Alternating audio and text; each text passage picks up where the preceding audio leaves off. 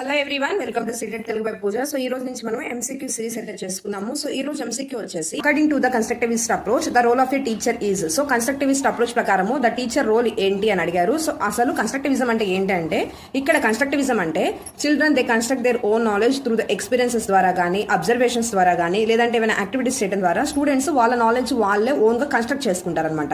So దాన్ని constructivism అంటారు. మన టీచర్ రోల్ ఏంటంటే ఇక్కడ ఫెసిలిటేటర్ గా, జస్ట్ గైడ్ గా మాత్రమే ఉండాలి ఇక్కడ. సో మనం ఎన్విరాన్మెంట్ క్రియేట్ చేయాలి చిల్డ్రన్ నాలెడ్జ్ కన్స్ట్రక్ట్ చేసుకునే విధంగా.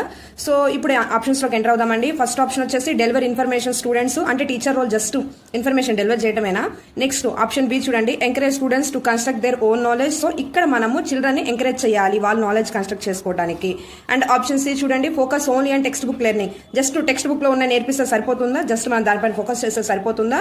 Next option D, assess students through frequent test. So frequent గా టెస్ట్లు పెట్టడం, దీనివల్ల చిల్డ్రన్ ఏంటంటే సఫర్ అయిపోతారు, ఎగ్జామ్ ఫియర్ ఎక్కువ వచ్చేస్తుంది. సో ఫ్రీక్వెంట్ గా అయితే పెట్టకూడదు టెస్ట్. సో ఈ 4 ఆప్షన్స్ లో B option is correct. Thank you. Follow for more updates.